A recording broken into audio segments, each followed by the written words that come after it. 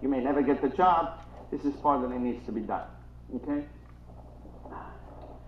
First and most important is you must understand the customer's needs and expectations. Just because somebody calls you and asks you for a solar system, you have to clearly understand what really he wants. Okay? A lot of times the customers are going to go and they're going to know exactly what they want. Okay? Sometimes they're going to know exactly what they want, and they're going to tell you exactly where they want the solar system to be put. Okay? And they're going to explain to get the maximum out of what? Some unrealistic type of number, because the neighbor got it or because somebody else got it. You have to know. Some of them don't know anything. So you have to be there to be able to explain to them what type of systems is available, what's going to cost, what they're going to do, and how they're going to perform. And you have to do that in a plain language. This is where a lot of times suppliers come up there and they help you with that. Because if you're familiar with a supplier and a different manufacturer, you print your little brochures and you say, this is the type of system that I have. Sometimes you print samples up there. You give them literature and explain the different options that they have. And then you proceed with the job. The flyers that you have, information pamphlets, okay, pictures, and sometimes physical modules. It's a good thing to do. It's very difficult to lug a big module with you. But let me tell you, I do it. I have modules, but I take them with me. I'll bring them here. Because this way, the customer physically understands that this module that he sees is some street up there. It has weight, it has dimensions, and that's what it looks like. You show him exactly what he gets. Okay? Suppliers is the greatest thing to do that. You got to explain them, the cost. Some of you provide some sort of funding. The installation schedule is very important. Okay? So you're going to tell them you're going to start something, you're going to finish it, and so forth. Maintenance, any kind of warranties that you have, any kind of service agreements. Some of you guys, you go to the internet and they say, listen, we also maintain the warranty free of charge for the next 3 or 5 years. Or we provide you a service agreement. Or we're going to come every year and clean the modules for you. Or we're going to do nothing. Or you're just going to be the electrician who just hooks it up. You decide the type of industry. If you read the beginning of the first chapter of the book, you find out that this industry is broken out to what? To many different areas. It's the manufacturers, it's the installers, it's the maintenance people, right? It's the people who make actually the modules, the distributors. So everybody makes money and business out of this kind of industry. It's not only the installers. Now, if you do the whole thing, obviously you get a good percentage out of it. But if you just do one small little portion of it, it's a business of itself. So you have to figure out at what portion of the job you get involved with it. First chapter of the book is extremely important that actually guides you to what area of the solar industry you want to get involved. Because there's plenty of them. There might be guys in here with the only thing they want to do is stand a guy every month at somebody's house with a little squeegee there and just clean the modules. Provide maintenance.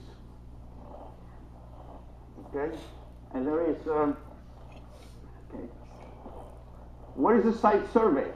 First thing you do is you go up there, you do a site survey. You visit the installation up there to assess the site conditions. So you establish any kind of needs that you have and the requirements that you have for the system.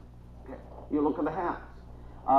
You can identify some locations where the array can be mounted and where you're going to be mounting the other equipment. All right. Now, sometimes a lot of this information mounting the equipment is available, and you can do it for free. There's programs actually, the software programs we're going to be talking about it, and it's available for you for free. You can actually type the zip code of the location, and it gives you exact position of what that coordinates of that location. You can actually measure the home, sketch it up, and there's a program that comes over the internet. Some of you probably need it in the web. Some of you, it's called SketchUp, and if you have heard of that, you heard of that?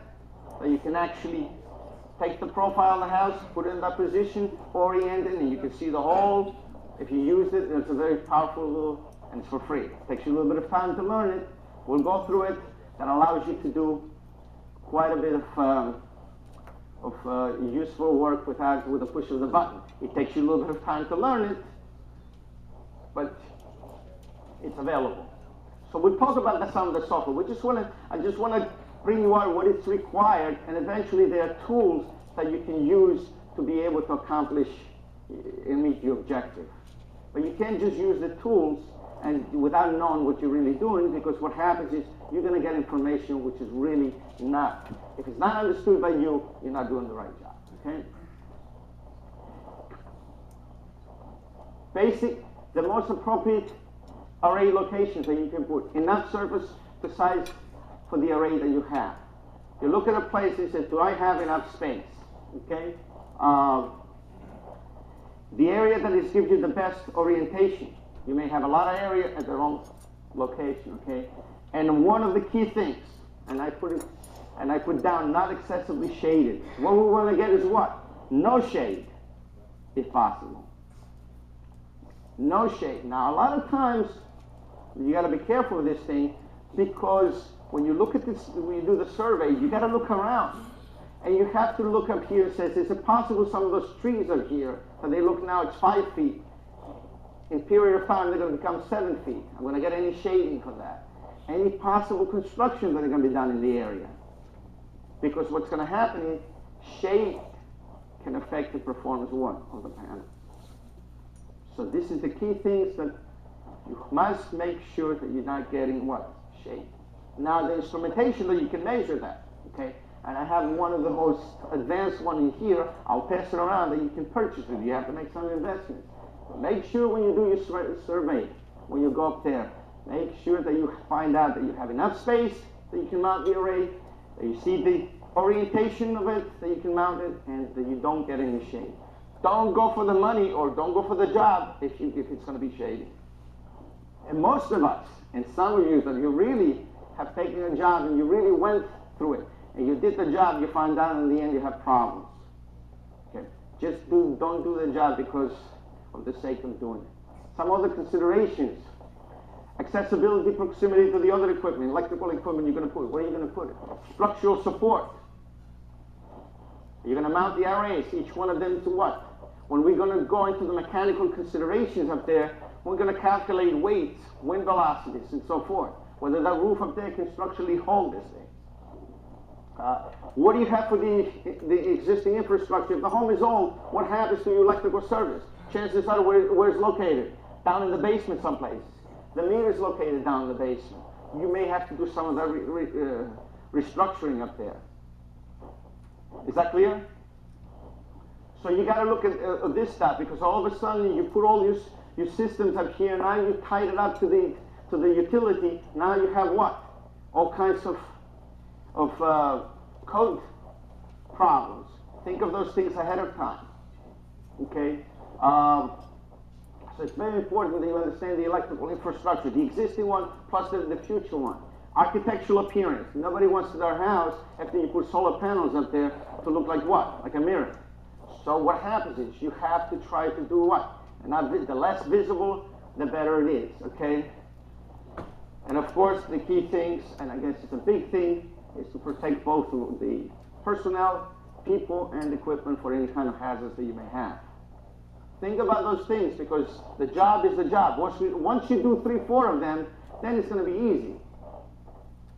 But this is the biggest considerations that you do now. If you don't do them now, it's going to be a problem that you're going to learn later. Okay?